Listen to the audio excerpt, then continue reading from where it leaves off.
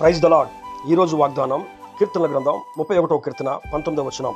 నీ యందు భయభక్తులు గల వారి నిమిత్తము నీవు దాచి ఉంచిన మేలు ఎంతో గొప్పది. దేవుడు తన యందు భయభక్తులు గల వారి నిమిత్తం ఎంతో గొప్ప మేలు ఆయన దాచిపెట్టాడు. ఈ రోజున తల్లిదండ్రులు అంటే భయం లేదు, చాలా మందికి టీచర్స్ అంటే భయం లేదు, పెద్దవాళ్ళు అంటే భయం లేదు. ఇక దేవుడు అంటే ఏం భయము, భక్తి చూపిస్తారు? ఒకసారి ఆలోచన చేయండి.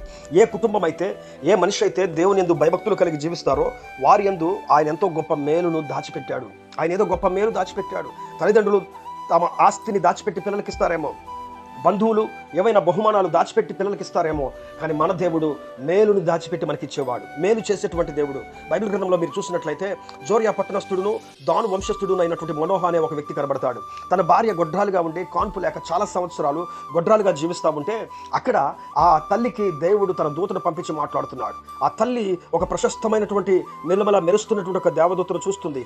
ఆ దూత చెప్తున్నటువంటి మాట, నువ్వు గర్భమును ధరిస్తావు, నువ్వు చక్కగా ఒక బిడ్డను కంటావు, ఆ బిడ్డ మీదకి మంగళ కత్తి నువ్వు వేయకూడదు, అతడు నజీరు చేయబడినటువంటి వ్యక్తి, అతని తల మీద మంగళ కత్తి వేయకూడదు. ఆ బిడ్డ గర్భంలో పుట్టినది మొదలుకొని నాజీరు చేయబడిన వ్యక్తి ఫిలిస్తీన్ల చేతిలో నుండి, శత్రువుల చేతిలో నుండి మిమ్మల్ని రక్షింపటానికి దేవుడు మీకు ఇస్తున్నాడు, ఆ బిడ్డని జాగ్రత్తగా పెంచండి అని చెప్పారంటే ఆ తల్లి పరిగెత్తుకుంటే తన భర్త ఎక్కడున్నాడో తెలుసుకుని వెళ్ళి ఆయనతో చెప్తుంది, అయ్యా, జీవం కలిగిన దేవుడు మన దగ్గరికి ఒక దూతను పంపించాడు, ఆ దూత దేవతా రూపము కలిగినటువంటిది, నేను ఆమెతో మాట్లాడాను, ఆ దూత నాకు ఇట్లా చెప్పింది, ఒక బిడ్డని ఇస్తున్నారంట, ఆ బిడ్డని ఇట్లా పెంచమని నాకు చెప్పింది అని చెప్పారని తన భర్తతో చెప్తే భార్యాభర్తలు ఇద్దరు కూడా మరలా వచ్చి తమ ఇంటికి అక్కడ కూర్చొని మోకరించి దేవుణ్ణి అడుగుతున్నారు, అయ్యా, నువ్వు పంపించిన దూతను మరలా పంపించి ఆ పుట్టబోయే బిడ్డని ఎలా పెంచాలో మాకు మరలా తెలియచేయి అని చెప్పి ఆ తండ్రి దేవుణ్ణి వేదన పడుతూ అడుగుతున్నాడు.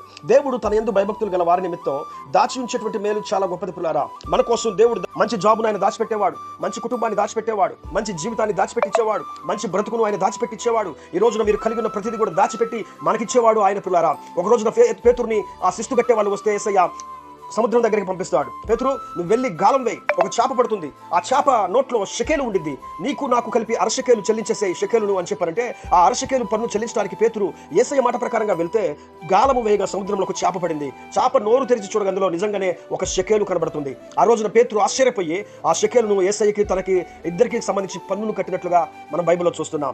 ఆయన దాచిపెట్టాడు ఒక మేలు. ఆయన ఎలా అయినా ఇవ్వగలడు, కాకుల ద్వారా పోషించగలడు, చేపల ద్వారా పోషించగలడు, ఆయన తలుచుకుంటే ఎలాగైనా సరే పోషించగలడు. ఆయన పోషించేటువంటి దేవుడు, మనం ఆదుకునే దేవుడు. ఆ గొప్ప దేవుడు ఈ రోజున మిమ్మల్ని, మీ కుటుంబాన్ని దాచి ఉంచిన మేలు చేత తృప్తిపరిచి సంతోషింపచేయుగాక. ప్రేమ కలిగిన తండ్రి, గొప్ప దేవుడు యేసయ్య, ఈ వాగ్దానం ఎంతమంది అయితే చదివి విని ఉన్నారో వారి జీవితంలో అద్భుతమైన కార్యాలు చేసి మీరు దాచి ఉంచినటువంటి మేలును అయ్యా వారి కుటుంబానికి అనుగ్రహించి సంతోషపెట్టమని యేసు నామములో ప్రార్థించి వేడుకుంటున్నాం తండ్రి. ఆమేన్.